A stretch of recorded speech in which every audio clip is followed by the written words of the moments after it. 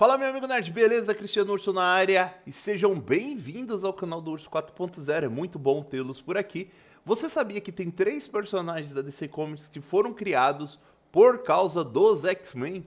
Acredite, a DC criou 3 grandes personagens que até hoje caiu no gosto da galera nerd por causa dos X-Men.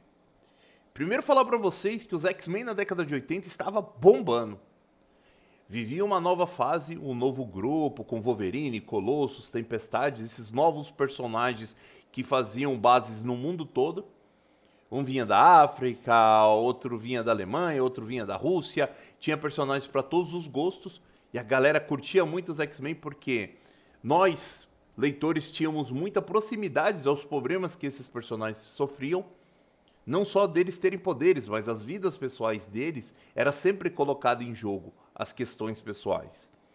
E aí a DC tinha que contra-atacar. Com a Liga da Justiça ficava muito difícil, porque a Liga da Justiça sempre foi vista como deuses, e são Superman, Mulher Maravilha, até o Lanterna Verde com todos os seus poderes. Talvez o Batman ali, o Batman, o Robin, a gente tenha uma proximidade.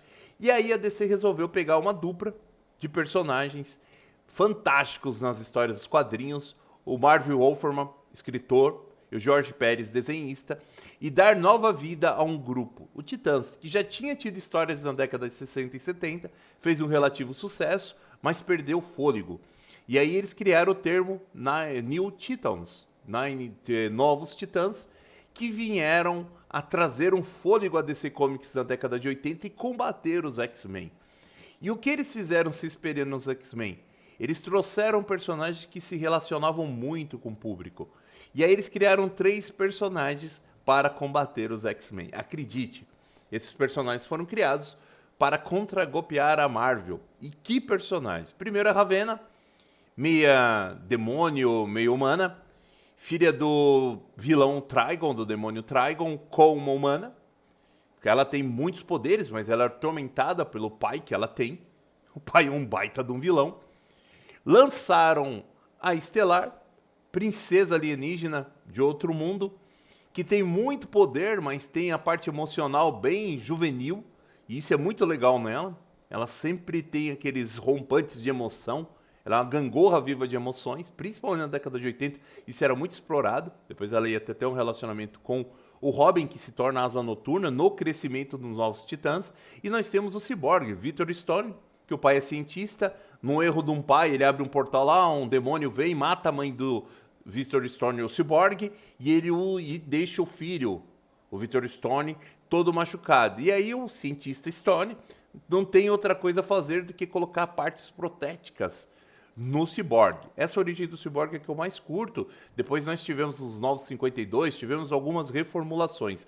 Mas na época o Cyborg vinha dessa situação e ele tinha que se descobrir, porque agora ele era meio homem, meio máquina. Então você tinha 3 personagens que chamavam muita atenção. Você tinha outros personagens muito interessantes. E aí eu tô falando do Robin, o primeiro Robin, que se tornaria a Asa Noturna, o grande líder desse time. Mutano. Então você tinha um grupo muito interessante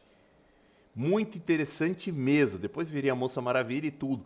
Mas esse grupo, no comecinho, se relacionava muito com a gente. Eu vou dar um exemplo, que uma das maiores histórias dos Titãs é Novos Titãs, o Contrato de Judas. Eu tenho esse cadernário, eu comprei essa coleção da DC Comics e vou deixar essa dica para vocês. Aqui mostra como o grupo começa a se tornar uma família com muitos problemas. E aí você tem uma personagem chamada Terra, e foi a primeira vez que eu vi uma reviravolta nos quadrinhos tão potente e tão surpreendente. Eu lembro que quando eu li lá na década de 80, 90, já era surpreendente. E eu fui reler o encadernado, que eu não tinha mais as revistas daquela época, e cara, para minha surpresa, a história é tão boa quanto na época. Aqui você já tem um Asa Noturna, Estelar, o Cyborg, tá vendo? O Mutano, todos os personagens que já faziam a composição dos Novos Titãs. E você tem aqui no cantinho o Exterminador, tá vendo? O Exterminador que se tornaria o grande vilão dos Titãs, rivalizando muito com os Titãs. O Exterminador para mim que é o Batman do mal, porque ele tem tanto preparo quanto o Batman. E sim, Essa revista marcaria a época como uma das melhores revistas de todos os tempos. Não há motivo nenhum para que você não leia Novos Titãs do Contrato de Judas. Primeiro, preço acessível, você encontra lá no Mercado Livre por R$ 60, dá até para parcelar, e vale demais a leitura. Não tem motivo para você não ler uma das maiores sagas de todos os tempos dos quadrinhos. E vou colocar outro ponto aqui.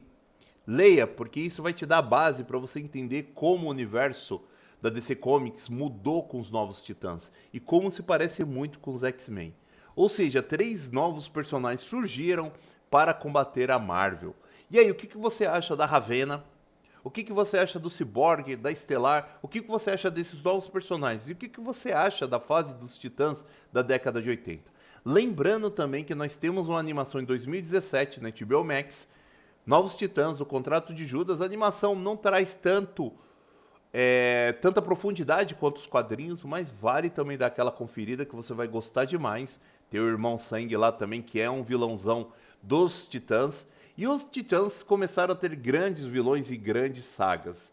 Para você ter ideia, o Titãs ele foi tão importante que ele chegou a rivalizar nas vendas com os X-Men. E justamente porque os personagens tinham esse gatilho da proximidade de nós, leitores.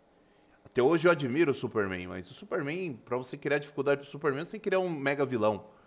Mulher Maravilha, Idem, Lanterna Verde, sabe? Só que os Titãs sempre tiveram esses problemas. Por exemplo, Dick Grayson, que era o primeiro Robin, ele estava saindo debaixo da capa do Batman e se tornando um grande líder como Asa Noturna. E hoje é um dos maiores personagens da DC. Então fica a dica para vocês. Novos Titãs, Contrato de Judas, é o auge dos Titãs, melhor revista que eu já li em muitos anos. Tem algumas outras grandes sagas que eu gosto, mas essa em especial tá no meu coração. E lembrando, 3 personagens criados para combater a Marvel.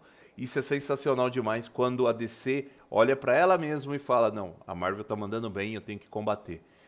Gostou do vídeo? Dá aquele like, curte, compartilha e lembrando, ser nerd é uma das melhores coisas da vida.